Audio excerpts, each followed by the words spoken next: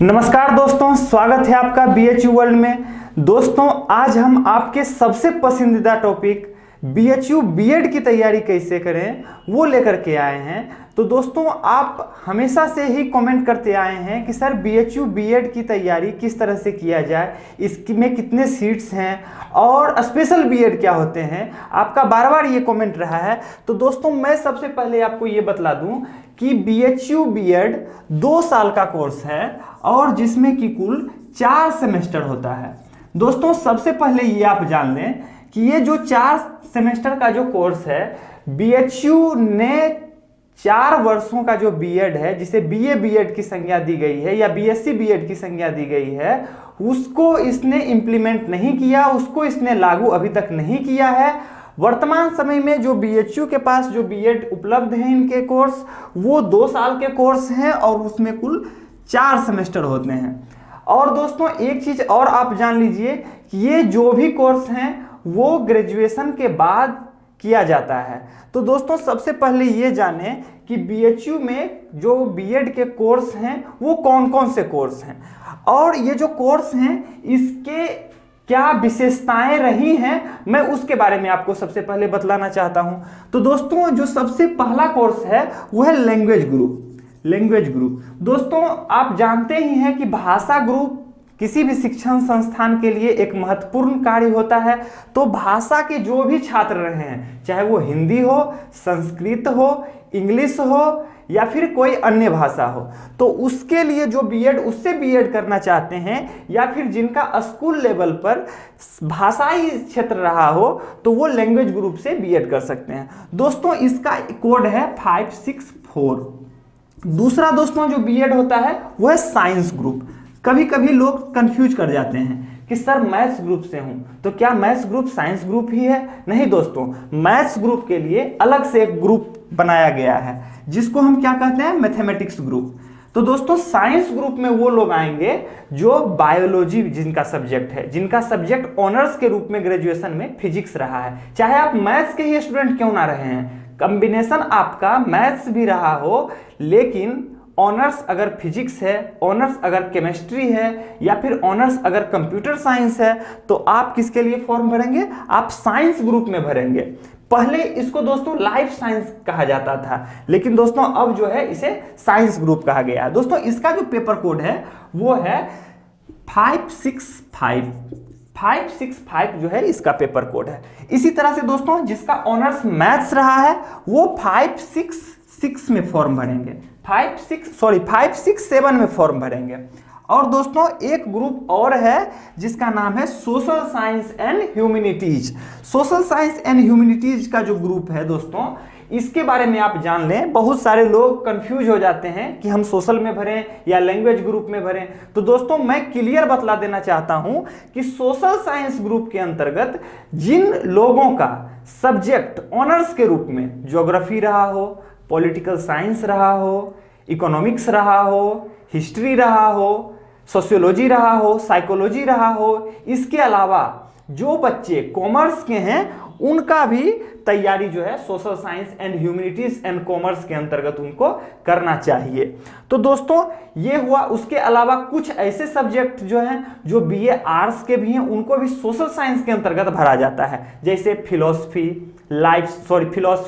उसके बाद home science. ये दो विषय जो हैं वो किसके हैं? आर्ट्स के हैं, लेकिन बीएड जो होता है उनका सोशल साइंस ग्रुप के अंतर्गत होता है। तो ये कंफ्यूजन आपका नहीं रहना चाहिए कि आप फॉर्म किसके अंतर्गत डाले हैं या फिर आप तैयारी किस लेवल से कर रहे हैं और किस ग्रुप में कर रहे हैं। तो सबसे पहले इन चारों चीजों को आपको समझ लेना चाहिए। दोस्तों, एक प्रश्न आपका बार बार पूछा गया है कि सर ये बतलाइए, बीएचयू जनरल बीएड और स्पेशल बीएड क्या है? ये बीएड और स्पेशल बीएड क्या है? ये प्रश्न आप बार बार पूछ रहे हैं। तो दोस्तों, मैं सबसे पहले ये आपको बतला देना चाहता हूं कि बीएड जो होता है, सामान्य बीएड, जैसे लोग गांव से भी करते हैं, शहर में भी करते हैं, या फिर किसी एक बहुत बड़े संस्थान से भी बीएड करते हैं और प्राइवेट संस्थानों से भी करते हैं, तो एक सामान्य बीएड हुआ।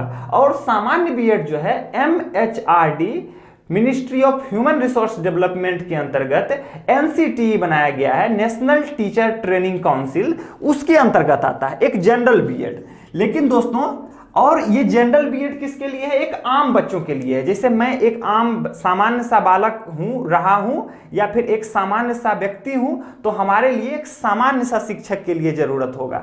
लेकिन दोस्तों, क्या हमारे देश में सभी व्यक्ति या सभी बालक समान हैं? नहीं, कोई व्यक्ति बधिर है, कोई व्यक्ति दृष्टिबाधित भी हैं, कोई व्यक्ति एमआर है, या फिर किसी तरह के ऑटिज्म से संबंधित कई सारे तरह के बच्चे हैं। तो उनके लिए दोस्तों कहीं ना कहीं एक विशेष शिक्षक की आवश्यकता पड़ती है। तो इन विशेष शिक्षकों के लिए स्पेशल बीएड प्रोग्राम लाया गया है। स्पेशल बीएड प्रोग्राम जो है, मैं आपको क्लियर बतला देना चाहता हूं कि ये जो स्पेशल बीएड है दोस्तों, ये एमएचआरडी के अंतर्गत नहीं आता है, यह आरसीआई के अंतर्गत आता है। आरसीआई एक पुनर्वास संस्थान है जिसका फुल फॉर्म होता है रिहैबिलिटेशन काउंसिल ऑफ इंडिया। दोस्तों, आरसीआई और एनसीटी दो अलग अलग विभाग हैं। एनसीटी निगरानी करता है एक सामान्य बीएड के बच्चों के लिए, आरसीआई निगरानी करती है जो बच्चे स्पेशल बीएड कर रहे हैं। दोस्तों, कभी कभी बच्चे क्वालिफिकेशन में भी फंस जाते हैं, चूंकि काफ़ी मेहनत करते हैं और मेहनत करने के बाद जो है एंट्रेंस निकाल लेते हैं, लेकिन कहीं ना कहीं उनकी क्वालिफिकेशन कुछ उल्टा सीधा होने के कारण जो है उनको बाद में रिजेक्ट कर दिया जाता है। तो इन चीज़ों को भी आप ध्यान रखेंगे कि बीएचयू की क्या क्या शर्तें हैं। जब आप फॉर्म भरे होंगे तो कहीं ना कहीं अप्रत्यक्ष रूप से वो शर्तें आपके सामने ऑनलाइन फॉर्म भरते वक्त आया होगा। तो दोस्तों, इन शर्तों को भी आप देख लीजिए कि इनका क्या क्या शर्त है। तो पहला शर्त दोस्तों यही है कि आपका 50% मार्क्स जो है होना चाहिए। ग्रेजुएशन तक में आपका 50% मार्क्स होना चाहिए। किसी भी ग्रेजुएशन सब्जेक्ट से है, किसी में भी आप भर रहे हैं। देखिए दोस्तों, ये 4 है। एक बीएड और होता था बीएचयू में, 5 तरह के बीएड होते थे। एक जो बीएड होता था वो फिजिकल साइंस होता था, जो स्पोर्ट्स के टीचर बनते थे, लेकिन वर्तमान परिप्रेक्ष्य में उसको हटा दिया गया है। कुल 4 तरह के बीएड होते हैं, और मैं ये भी बतलाऊंगा कि किन बीएड में कितने सीट्स हैं और किस तरह से प्रक्रिया इनकी होती है, आपको किस तरह से तैयारी करना चाहिए, 1 महीना में आप क्या कर सकते हैं बीएचयू बीएड के लिए जिसमें कि आप अच्छे मार्क्स लाएं। तो दोस्तों, सबसे पहला शर्त जो है इसका 50% है। आपका ग्रेजुएशन में जो भी सब्जेक्ट रहा हो, आपको 50% मार्क्स होना चाहिए। दूसरी शर्तें दोस्तों, कभी कभी बीटेक किए हुए बच्चे भी आ जाते हैं बीएड करने के लिए कि सर मैं भी बीएड करना चाहता हूं, तो उनके लिए क्या शर्तें हैं। तो दोस्तों, जो बीटेक किए हुए हैं और बीएड करना चाहते हैं, सबसे पहले वो ये जान लें कि वो मैथ्स ग्रुप में फॉर्म भरेंगे। वो मैथ्स ग्रुप में फॉर्म भरे होंगे, मैं उम्मीद करता हूं, और उनकी 55% मार्क्स जो है होना चाहिए बीटेक में। दो शर्तें हैं, सामान्य बच्चों के लिए 50% है, और जो बीटेक के बच्चे हैं उनके लिए 55% मार्क्स होना चाहिए। और बीटेक के बच्चे जो हैं किसमें फॉर्म भरे होंगे? मैथ्स ग्रुप में। ये तो एक सामान्य सा कॉन्सेप्ट है। इसके अलावा तीसरा भी एक शर्त है जो काफी इंपॉर्टेंट है, जो बच्चे जानते नहीं हैं या फिर जानबूझ करके इग्नोर कर देते हैं, जिनका खामियाजा उन्हें बाद में भुगतना पड़ता है जब वो काउंसलिंग के लिए आते हैं। एक पॉइंट और लिखा हुआ है दोस्तों इसमें कि आपका स्कूलिंग सब्जेक्ट होना चाहिए। ये स्कूलिंग सब्जेक्ट क्या होता है? तो दोस्तों, एक चीज आप जानें कि स्कूलिंग सब्जेक्ट उन सब्जेक्ट को कहते हैं जिसे हम स्कूल स्तर पे पढ़ते हैं। जैसे आप अगर एक प्राइमरी का टीचर बने हैं, या फिर मिडिल स्कूल का टीचर बने हैं, या फिर हायर स्कूल का टीचर बने हैं, 10th तक का टीचर आप बने हैं, तो 10th तक में कौन कौन से विषय हैं इनको तो आपको पता होना चाहिए। तो 10th तक में सोशियोलॉजी और साइकोलॉजी नहीं आता है दोस्तों, ये 10th के बाद के सब्जेक्ट हैं। तो अगर कोई बच्चा साइकोलॉजी से ऑनर्स किया है और सोशियोलॉजी उसका एक सब्जेक्ट रहा है, और कोई एक और ऐसा सब्जेक्ट ले लिया है जो कि 10th लेवल तक में नहीं है, तो उन बच्चों को बाद में रिजेक्ट कर दिया जाएगा। यानी कि आपका सब्जेक्ट स्कूलिंग लेवल का ग्रेजुएशन में होना चाहिए या होना अनिवार्य है, क्योंकि आप अगर ऑनर्स उस सब्जेक्ट से नहीं किए हैं तो फिर आप किस सब्जेक्ट के टीचर बनेंगे? अगर टीचर सोशियोलॉजी के बनेंगे तो 10th तक तो सोशियोलॉजी का पढ़ाई होता ही नहीं है। तो स्कूल लेवल को आपको ध्यान रखना है। तो स्कूल लेवल में आपका अगर हिस्ट्री है, आपका फिजिक्स है, आपका साइंस में बायोलॉजी है, या फिर आपका ज्योग्राफी है, आपका अन्य कोई विषय है, मैथ्स है, इंग्लिश है, तो ये सारे लोग एलिजिबल हैं। लेकिन साइकोलॉजी और सोशियोलॉजी वाले स्टूडेंट को थोड़ा सा प्रॉब्लम का सामना करना पड़ता है। हालांकि जो साइकोलॉजी सोशियोलॉजी के साथ पॉलिटिकल साइंस के स्टूडेंट हैं वो फॉर्म तो अभी भर सकते हैं, वो बीएड तो कर सकते हैं, लेकिन फिर उन्हें आगे चल करके प्रॉब्लम का सामना करना पड़ता है जब वो किसी जॉब के लिए अप्लाई करते हैं। हालांकि वो अलग मैटर है, मैं उसके बारे में बाद से बतलाऊंगा। पहले ये जान ले दोस्तों कि ये 4 जो बीएड हैं इसमें कुल कितने सीट्स हैं। तो दोस्तों बीएचयू में जो बीएड होता है वो 3 जगहों से होता है। पहला फैकल्टी ऑफ मैन कैंपस जो कि कमच्छा में स्थित है, दूसरा VCW Basanta college for womens जो कि राजघाट पे स्थित है, और तीसरा आर्या महिला पीजी कॉलेज। दोस्तों ये चीज आपको जान लेना चाहिए कि VCW और आर्या महिला पीजी कॉलेज ये बीएचयू के अफिलिएटेड कॉलेज हैं जिनकी फीस थोड़ा सा ज्यादा है बीएचयू के अपेक्षा। तो अब इस चीज को जाने आप कि कहां कितने सीट्स हैं। तो मेन कैंपस जो है वहां लैंग्वेज ग्रुप का अगर सीट्स देखें तो लैंग्वेज ग्रुप में जो टोटल सीट्स, पहले ये देखें कि लैंग्वेज ग्रुप में कुल कितने सीट्स हैं। तो दोस्तों सबसे पहले ये जान लें कि बीएचयू बीएड जो है उसमें कुल कितने सीट्स हैं और विभागानुसार जो है कहां कितने सीट्स हैं उसके बारे में भी हम देख लेते हैं। तो दोस्तों जो भाषाई ग्रुप के बारे में मैंने जो चर्चा की उसमें faculty of education man campus में जो है कुल 31 सीट्स है, VCW यानी बसंता कॉलेज फॉर वुमेन्स में 16 सीट्स है, और आर्या महिला पीजी कॉलेज में दोस्तों कुल 16 सीट है। यानी जो अफिलिएटेड कॉलेज है उसमें सामान्य सीट्स हैं और टोटल जो है अफिलिएटेड कॉलेज में 62 सीट्स होती हैं टोटल बीएड मिला करके। दूसरा दोस्तों विज्ञान के विषयों में देखें तो विज्ञान के विषयों में टोटल फैकल्टी ऑफ एजुकेशन में 32 सीट्स हैं, 15 सीट जो है VCW में है और 15 सीट्स जो है AMPG कॉलेज में है। इसी तरह से दोस्तों मैथ्स ग्रुप में देखें तो मैथ्स ग्रुप में कुल 28 सीट्स जो है मेन कैंपस में है, faculty of main campus. 14 seat जो है आर्या महिला पीजी कॉलेज और बसंता कॉलेज फॉर वुमेन्स में है। इसी तरह से दोस्तों जो हमारा सोशल साइंस के विषय हैं 34 सीट्स जो हैं वो फैकल्टी ऑफ मेन कैंपस में है। उसके अलावा दोस्तों 17 सीट्स जो हैं वो VCW और आर्या महिला पीजी कॉलेज में है। दोस्तों कुल फैकल्टी ऑफ एजुकेशन में 125 सीट्स हैं, 62 सीट्स जो हैं आर्या महिला पीजी कॉलेज और बसंता कॉलेज फॉर वुमेन्स में है। दोस्तों मैंने जो अभी वर्तमान में आपको बतलाया ये सामान्य बीएड की बात थी। इसके अलावा बीएचयू के पास एक विशेष बीएड भी होता है, स्पेशल बीएड भी होता है जिसे विशिष्ट बीएड कहते हैं। दोस्तों विशिष्ट बीएड के अंतर्गत बीएचयू 2 कोर्स चलाती है। एक चलाती है बधिर ग्रुप का यानी हियरिंग का प्रॉब्लम जिसके पास है, जिस बच्चों के पास में है, यानी जो बच्चे हियरिंग प्रॉब्लम है, शिक्षक हियर प्रॉब्लम से संबंधित हैं उनके लिए ये नहीं है। दूसरा है दृष्टिबाधित, जो शिक्षक एक दृष्टिबाधित बालकों के लिए शिक्षक बनना चाहते हैं उनके लिए। तो दोस्तों स्पेशल बीएड में 2 तरह के कोर्स हैं। पहला कोर्स मैंने बतलाया VI ग्रुप, दूसरा बतलाया HI ग्रुप। तो दोस्तों जो हमारा विज्ञान का भाषा का जो विषय है उसमें कुल 8 VI ग्रुप के हैं, 8 HI ग्रुप के हैं। इसी तरह से जो साइंस का है उसमें 9 VI ग्रुप के हैं, 9 HI ग्रुप के हैं। इसी तरह से गणित में कुल 5 VI ग्रुप के हैं, 5 HI ग्रुप के हैं। चूंकि गणित का कम होने का कारण यह भी है कि जो दृष्टिबाधित या जो विशिष्ट बालक हैं उनको गणित में रुचि कम होता है। तो रुचि कम होने के कारण ये बच्चे प्रायः गणित ना लेकर के वहाँ म्यूजिक की क्लास करते हैं या म्यूजिक ले लेते हैं, जिसके कारण जो है उनकी संख्या, शिक्षकों की संख्या भी भारत में कम है। चौथा है दोस्तों सामाजिक विज्ञान के बारे में। तो सामाजिक विज्ञान में VI से 11 शिक्षक और HI से 11 स्पेशल एजुकेटर। तो ये इनकी क्रमबद्धता है जिसमें 33 स्पेशल एजुकेशन VI ग्रुप से हैं और 33 HI ग्रुप से हैं।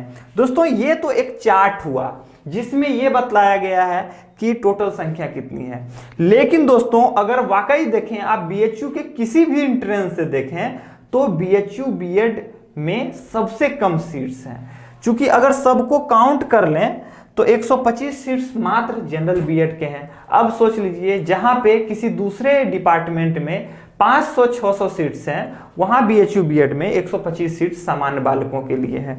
तो ये अपने आप में एक चुनौती भरा हुआ है इस एग्जाम को निकालना। तो दोस्तों मैं आपको कुछ टिप्स देना चाहता हूं कि बीएचयू बीएड की तैयारी के दौरान आपको क्या करना चाहिए जिससे आपके एंट्रेंस काफी आसानी ढंग से निकल सके। तो सबसे पहले आप क्या करेंगे, आप इसके सिलेबस को देखें कि बीएचयू बीएड के जो एंट्रेंस हैं उनकी क्या प्रकृति रही है।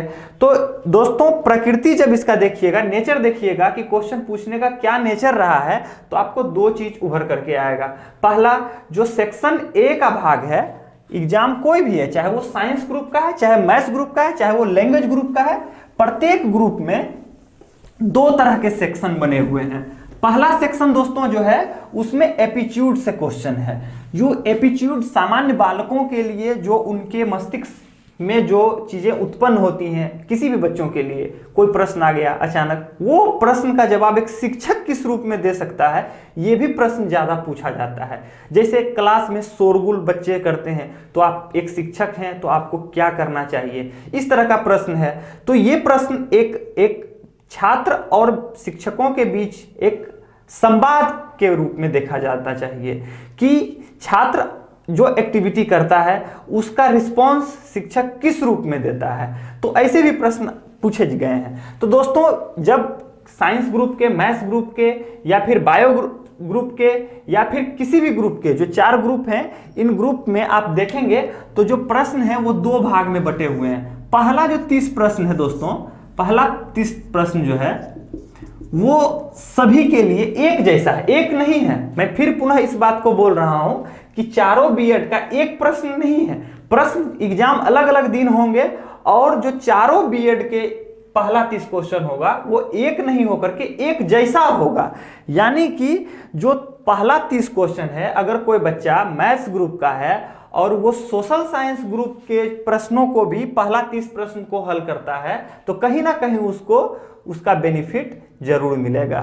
दोस्तों दूसरा 70 क्वेश्चन जो है, जो बाद के 70 क्वेश्चन है, ग्रुप बी के जो प्रश्न है खंड 2, उसमें दोस्तों आपको क्या करना चाहिए कि सबसे पहले आप चाहे किसी भी ग्रुप के क्यों ना हो, आप उसके एनालाइज करके उसका उत्तर निकालें। किसी का भी एनालाइज जब कीजिएगा तो उससे कई तरह के प्रश्न आपके मन में ही आएंगे। जैसे मैं एक उदाहरण देना चाहता हूं, पिछले साल के जो एग्जाम हुए हैं उसमें एक प्रश्न पूछा गया है कि बतलाइए महात्मा बुद्ध का बचपन का क्या नाम था। तो दोस्तों हम सभी जानते हैं कि महात्मा बुद्ध का बचपन का नाम सिद्धार्थ है, लेकिन दोस्तों ऑप्शन तथागत भी दिया हुआ है। तो आप तथागत को किस रूप में देखेंगे? तो सबसे पहले आपके जानने के लिए जिज्ञासा होगा आपके अंदर कि तथागत महात्मा बुद्ध को कब कहा गया। तो तथागत महात्मा बुद्ध को कब कहा गया और क्यों कहा गया, जब इन प्रश्नों का आप जवाब निकाल लेंगे तो कहीं ना कहीं ये प्रश्न आपको किसी ना किसी रूप में घूम करके आएगा एग्जाम में।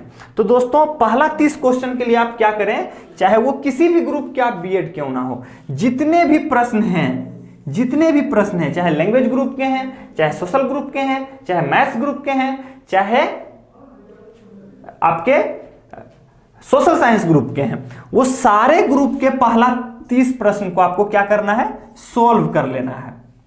जब ये प्रश्न आपके सोल्व हो जाएंगे और 70 प्रश्न जो आपके हैं वो आपके विषय से रहेंगे, तो आपके विषय से अगर आपने अच्छे ढंग से ग्रेजुएशन किया है तो वो 70 प्रश्न का तो कोई आपका बनता ही नहीं है, वो कुछ ना कुछ तो आप शेयर करेंगे ही।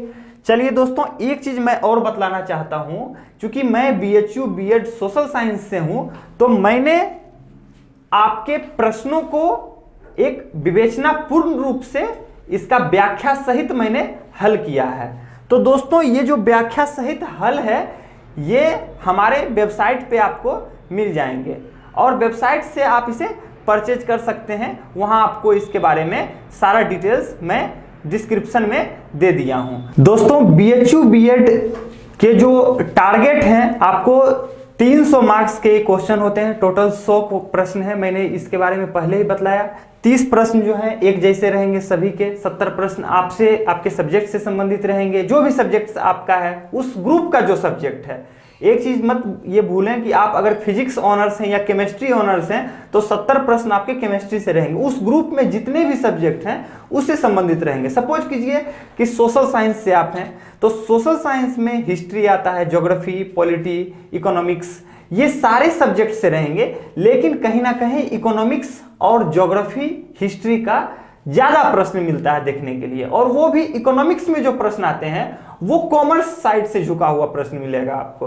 तो दोस्तों ये चीज आप सबसे पहले जान लें कि बीएचयू बीएड का जो एक टारगेट है, उन टारगेट में आपको 200-210 नंबर से ज्यादा लाने की कोशिश करें। और आप पिछले साल के प्रश्न को भी सॉल्व करें, तो आप ईमानदारी पूर्वक सॉल्व करें उनसे, और आप खुद से मूल्यांकन करें कि आपने जो प्रश्न सॉल्व किया है क्या उसमें कुल कितने प्रश्न सही हैं। तो दोस्तों ये तो रहा आपका बीएचयू बीएड से संबंधित जानकारी।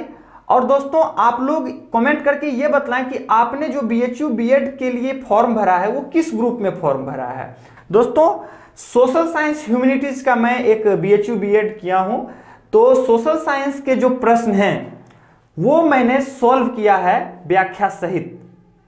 और इन व्याख्या में मैंने कई चीजों को पाया है जो आपके लिए एक चुनौती से भरा हुआ है। जैसे इकोनॉमिक्स के प्रश्न, जो इकोनॉमिक्स के प्रश्न हैं या फिर जो इकोनॉमिक्स के खंड हैं वो कॉमर्स से संबंधित या कॉमर्स की तरफ झुकाव होने के कारण जो है, जो सामान्य बच्चे हैं वो उस प्रश्न को सही ढंग से सॉल्व नहीं कर पाते हैं। तो दोस्तों मैंने इन प्रश्नों को क्या किया है कि मैंने इसका व्याख्या तैयार किया है, और इसके बारे में मैंने बच्चों को सामान्य और सरल ढंग से बतलाया है कि इससे संबंधित क्या और प्रश्न हो सकता है जो आपसे एग्जाम में पूछे। तो दोस्तों आप डिस्क्रिप्शन में देखें कि वो प्रश्न किस तरह के हैं, और अगर आपको पसंद आए तो उसको परचेज करें, जो कि आपके एग्जाम के लिए एक रामबाण साबित होगा। तो चलिए दोस्तों बहुत बहुत धन्यवाद बीएचयू वर्ल्ड से जुड़े रहने के लिए।